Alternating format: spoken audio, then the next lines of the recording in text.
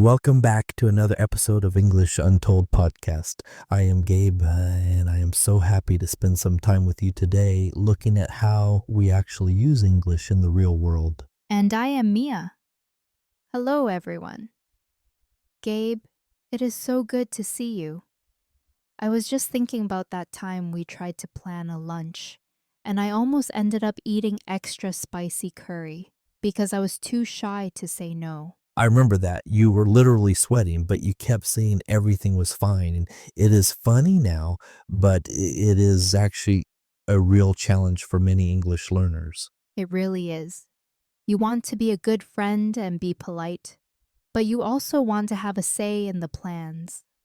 It is a very delicate social balance to strike. That is exactly what we are covering today. We are going to look at 20 natural phrases that help you respectfully suggest a different plan when you do not agree with a friend. I love this topic because these phrases make you sound more confident and more like a native speaker. Let us start with how we usually make a suggestion in the first place. Most people know how to say we should go to the park, but a much softer and more natural way to start is by saying, I was thinking. Using I was thinking makes the idea sound like a gentle thought rather than a solid rule.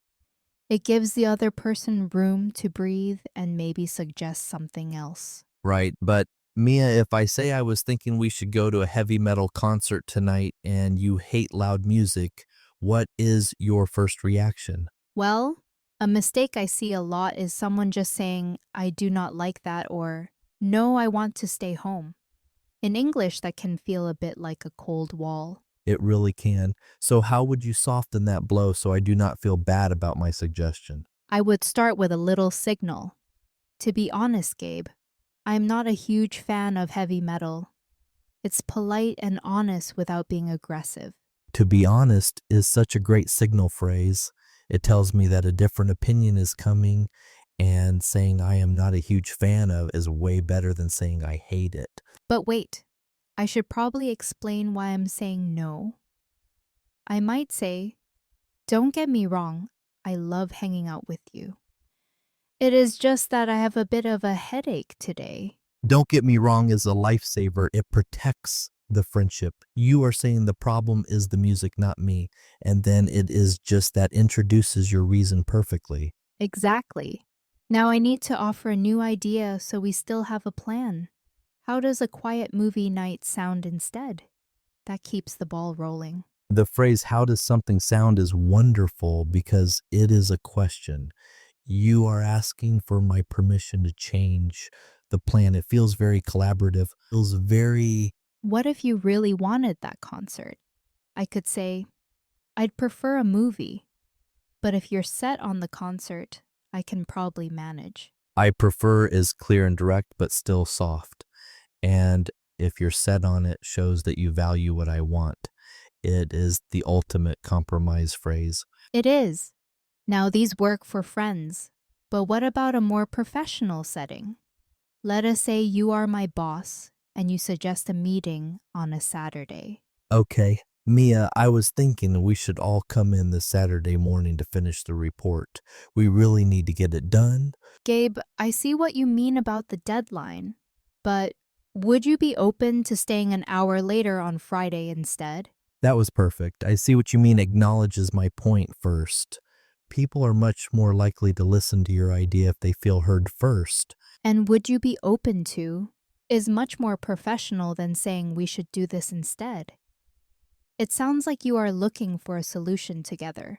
That's a fair point, Mia. Working on a Saturday might make the team unhappy. Actually, I think we can finish it on Friday if we focus. You just used two more of our phrases. That's a fair point. Shows you agree with the logic. And actually, is a gentle way to change your own mind or correct a detail. It is much nicer than saying you are right. Now, let us talk about a common mistake. Mia, what do you think about the word whatever? Oh, please avoid whatever if you can. It often sounds like you are annoyed or that you do not care about the other person's effort. It feels very dismissive.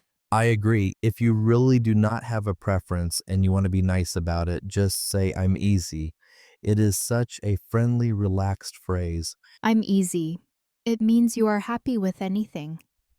I use that one all the time when friends are picking a restaurant. What if you are not easy? What if you are tired of a certain food? How do you say that without sounding like a picky eater? I would say I'm not really feeling pizza today. I'd rather have something fresh like a salad. It's just a mood, not a permanent dislike. I'm not really feeling is a great way to talk about your current mood, and I'd rather is a simple way to point toward a new direction. Then you can follow up with a suggestion. Maybe we could try that new place on the corner. Does that work for you? Maybe we could is very soft. And does that work for you? Is the perfect way to finish a suggestion because it invites the other person to say yes. If the other person likes the idea, they might say, either way is fine, or let's go with the salad place.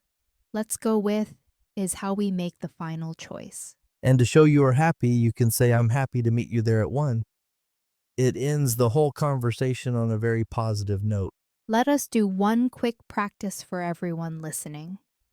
Gabe, give them a suggestion and let them try to use one of our phrases to decline it politely. Okay, I was thinking we should wake up at 5 in the morning to go for a run in the rain.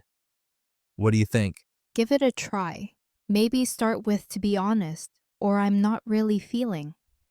We will give you a moment to say it out loud. I hope you found a good way to say no to that. I think I would have said no to myself on that one. 5 in the morning is far too early for me. Actually, I think it is too early for anyone, but using those phrases makes the conversation so much smoother. It really does.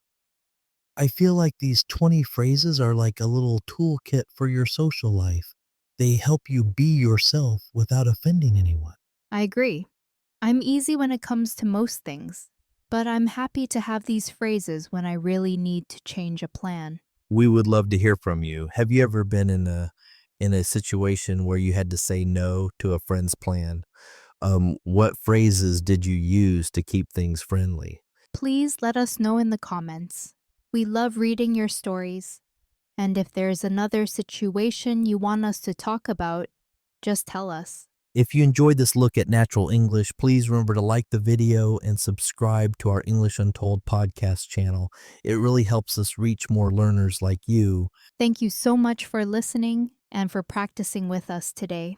It is always a pleasure. We appreciate your time. Take care of yourself, and we will see you in the next episode. Bye for now, everyone.